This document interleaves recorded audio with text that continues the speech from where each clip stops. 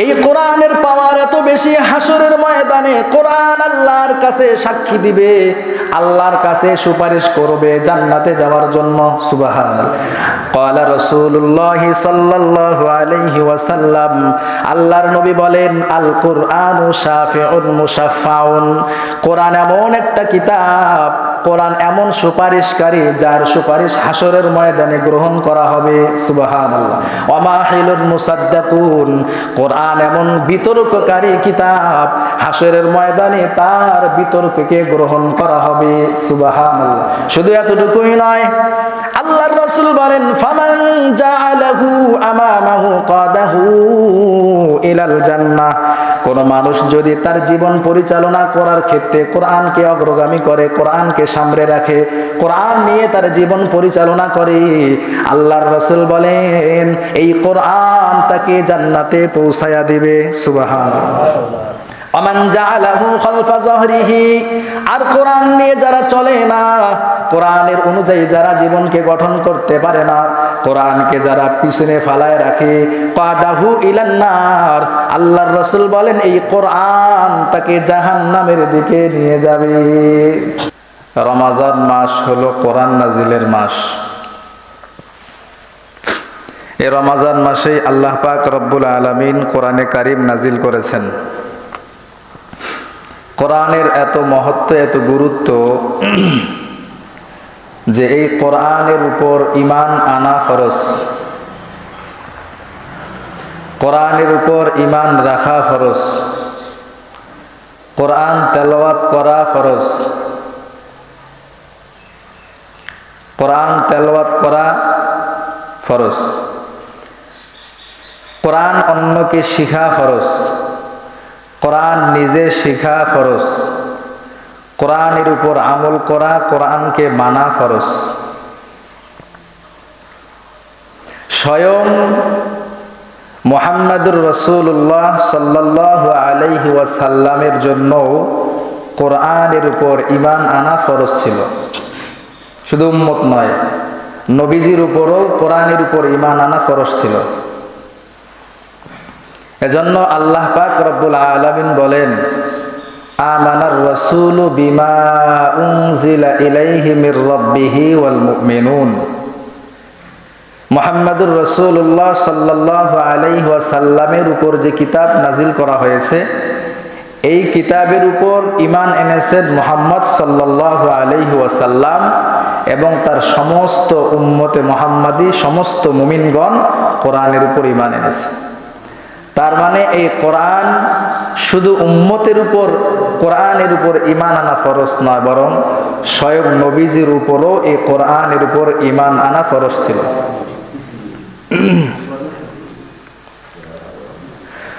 এজন্য এই কোরআন ছিল, আছে, থাকবে। দুনিয়া একদিন ছিল না, এখন আছে, সামনে একদিন থাকবে না। আমেরিকা একদিন ছিল না, এখন আছে, সামনে থাকবে না। যত বড় বড়ই মাস্তান হোক না কেন, লিডার হোক না কেন, ছিল না, এখন হয়তো আছে, সামনে থাকবে না। কিন্তু আল্লাহর কালাম এটা এমন একটা কালাম, এমন একটা কিতাব যেটা পূর্বে ছিল, যেটা এখনো আছে, যেটা সামনেও থাকবে। কতদিন পর্যন্ত কোরআন থাকবে? এই প্রশ্ন যদি করেন কতদিন পর্যন্ত কোরআন থাকবে, প্রশ্নের উত্তর, সহজ উত্তর হলো আল্লাহ যতদিন থাকবে কোরআন ততদিন থাকবে। সুবহানাল্লাহ। আল্লাহ কতদিন থাকবে?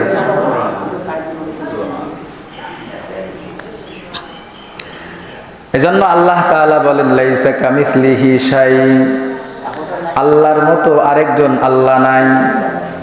ওয়ালাইসা মিন ক্বাবলিহি শাই, আল্লাহর পূর্বে কেউ নাই। ওয়ালাইসা মিন বাদিহি শাই, আল্লাহর পরে কেউ নাই। ওয়ালাইসা মিন দুনিহি শাই, আল্লাহ ছাড়া আরেকজন মালিক নাই। যেহেতু আল্লাহ ছাড়া আর কোনো কেউ নাই, আল্লাহর পূর্বেও কেউ নাই, আল্লাহর পরেও কেউ নাই, সেহেতু কোরআনের আগেও কেউ নাই, পরেও কেউ নাই। কারণ কোরআন আল্লাহর কথা, আল্লাহর বাণী, আল্লাহর কিতাব। আল্লাহ যতদিন থাকবেন কোরআনও ততদিন থাকবে। এজন্য কোরআনের সাথে যারা লেগে থাকবে, কোরআনের সাথে যাদের সম্পর্ক হবে, তারা একদিন ছিল না, তারা আছে, তারা থাকবে। সুবহানাল্লাহ।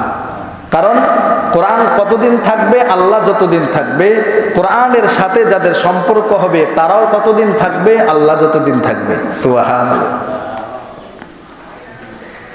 এজন্য কোরআনের মহত্ব আর কোরআনের গুরুত্ব অনেক বেশি।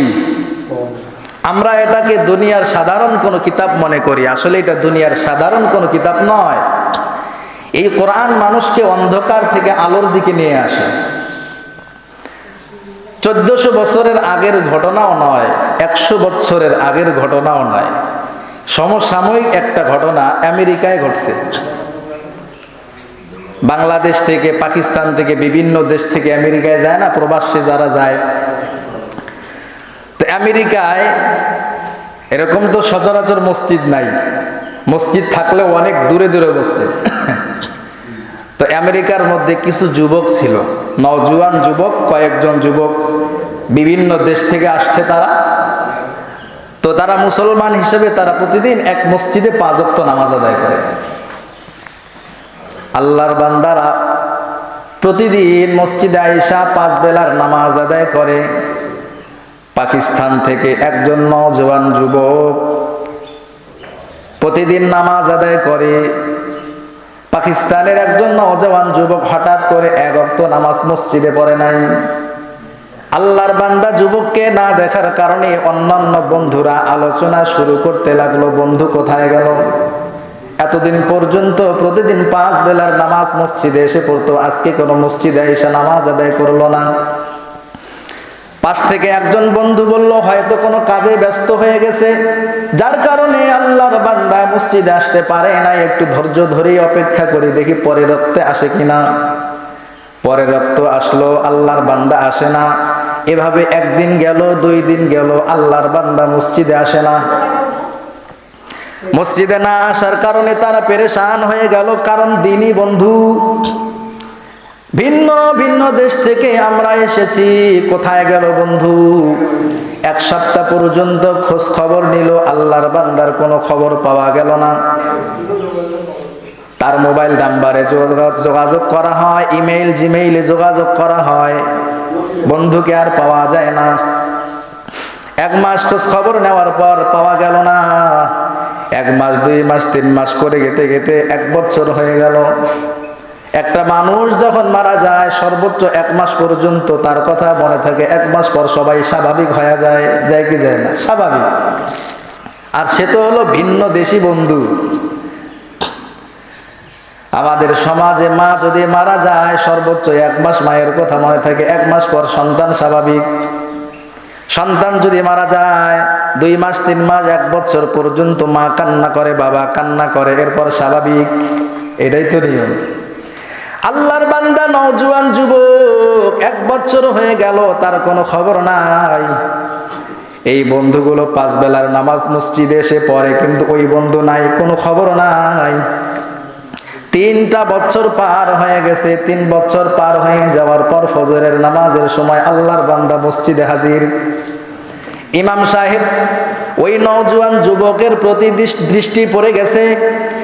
চোখের ইশারার মাধ্যমে নওজোয়ান যুবককে বলল, ভাই নামাজের পর তুমি মসজিদে একটু বসবা, তোমার সাথে কথা আছে, তোমার সাথে সংলাপ আলোচনা আছে। নামাজ শেষ হওয়ার পর আল্লাহর বান্দা নওজোয়ান যুবককে ডাক দিল। নওজোয়ান যুবক ইমাম সাহেব হুজুরের কাছে আসলেন।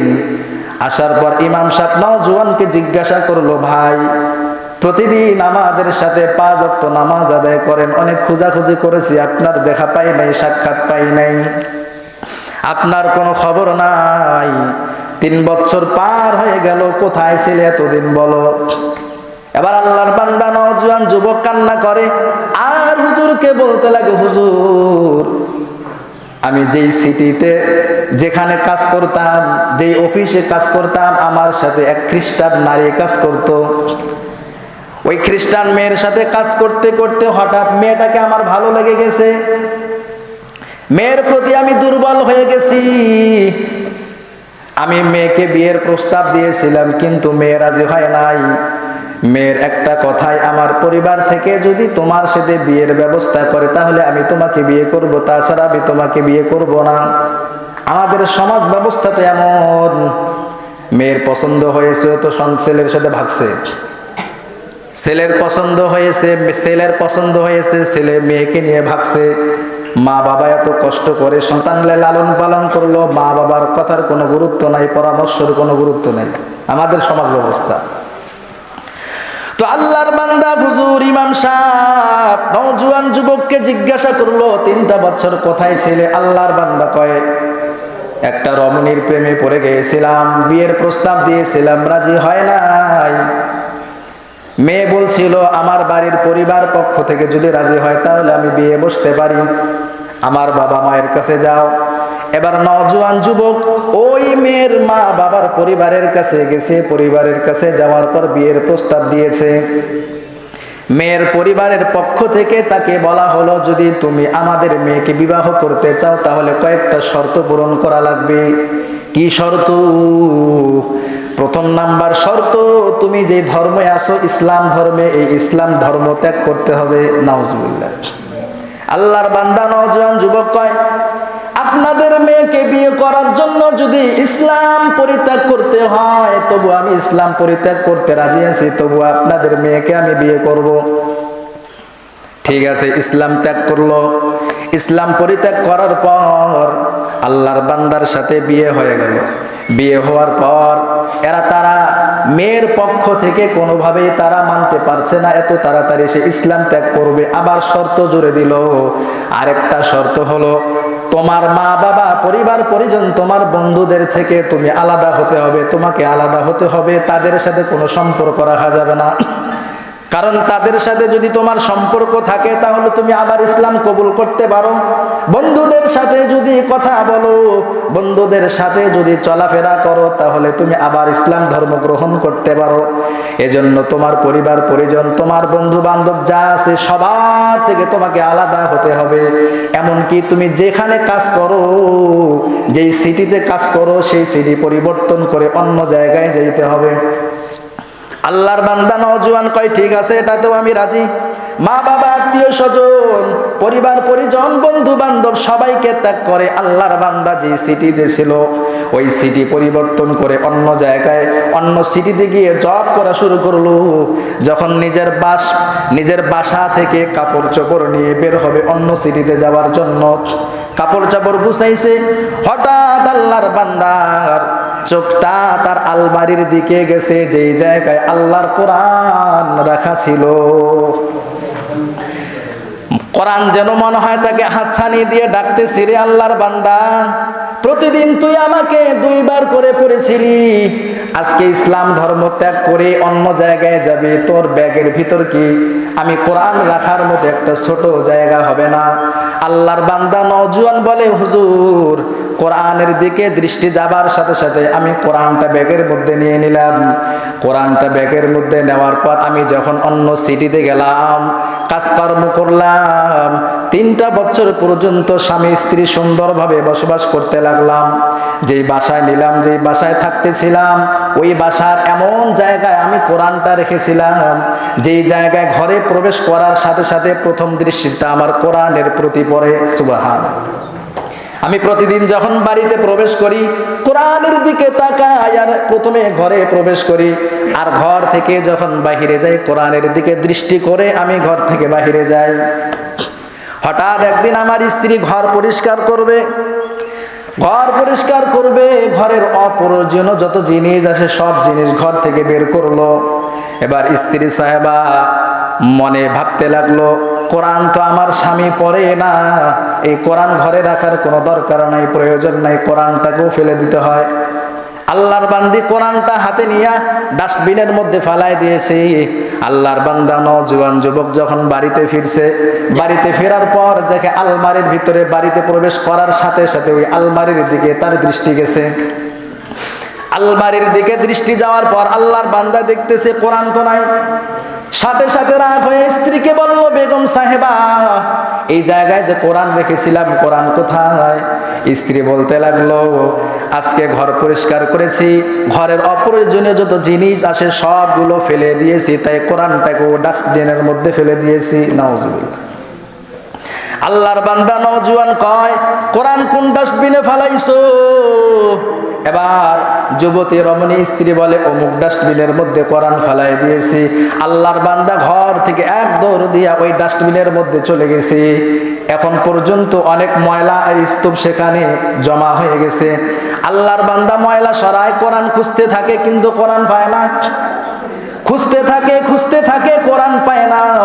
এবার সে আল্লাহর কাছে মনোনিবেশ করলো, আল্লাহর কাছে দুই হাত তুলে মুনাজাত করতে লাগলো, আল্লাহ কোন মুখ নিয়ে আপনার দরবারে আমি হাত পাতবো, কোন মুখ নিয়ে আপনার কাছে চাইবো? আল্লাহ অনেক অন্যায় করে ফেলেছি, আল্লাহ যে কোরআনের প্রতি দৃষ্টি না দিলে আমার ভালো লাগতো না, আজকে সেই কোরআন আমি খুঁজে পাই না। ও আল্লাহ কোরআনটা একটু খুঁজে দেন। 3টা বছর পর্যন্ত তোমার প্রিয় ধর্ম ত্যাগ করে খ্রিস্টান ধর্ম গ্রহণ করেছিলাম, আজকে এই মুহূর্তে আল্লাহ আমি খ্রিস্টান ধর্ম ত্যাগ করে আবার ইসলাম ধর্ম গ্রহণ করলাম, তবুও আল্লাহ আপনি আপনার কালাম আমাকে ফিরায়া দেন। সুবহানাল্লাহ। এই দোয়া করার সাথে সাথে আল্লাহর বান্দার সামনে যায়, খুঁজতে আল্লাহর বান্দা আল্লাহর কালাম পেয়ে গেল। আল্লাহর কালাম বুকে জড়ায় নিয়া বাড়িতে ফিরছে। ময়লার স্তূপে থাকার কারণে কোরআনের মধ্যে অনেক ময়লা লেগে গেছে। আল্লাহর বান্দা নিজের কাপড় খুইলা আল্লাহর কালাম সুন্দর করে পরিষ্কার করে বাড়িতে গেছে। বাড়িতে যাওয়ার পর স্ত্রীকে ডাক দিয়েছে। স্ত্রীকে বলছে, স্ত্রী 3টা বছর পর্যন্ত তোমার সাথে আমার কখনো মনোমালিন্য হয় নাই, কোনদিন হয় নাই, কারণ এই 3 বছর পর্যন্ত তুমি কোরআনের মধ্যে হাত দাও নাই। আজকে যখন তুমি কোরআনের মধ্যে হাত দিয়েছো, আজকে এখন এই মুহূর্তে তোমাকে তালাক দিলাম, আমি আবার আল্লাহর প্রিয় ধর্ম ইসলামের দিকে ফিরে গেলাম। সুবহানাল্লাহ। আল্লাহর বান্দা নওজোয়ান ইমাম সাহেবকে বলছে, হুজুর এই যে কোরআনের প্রতি আমার আকর্ষণ, কোরআনের প্রতি দৃষ্টি, ওলামায়ে কেরাম বলেন আল্লাহর বান্দা 3টা বছর পর্যন্ত খ্রিস্টান ধর্মে দীক্ষিত ছিল, আবার ইসলাম ধর্মে আসার কারণ হলো কোরআনের প্রতি তার আকর্ষণ, কোরআনের প্রতি তার মহব্বত। সুবহানাল্লাহ।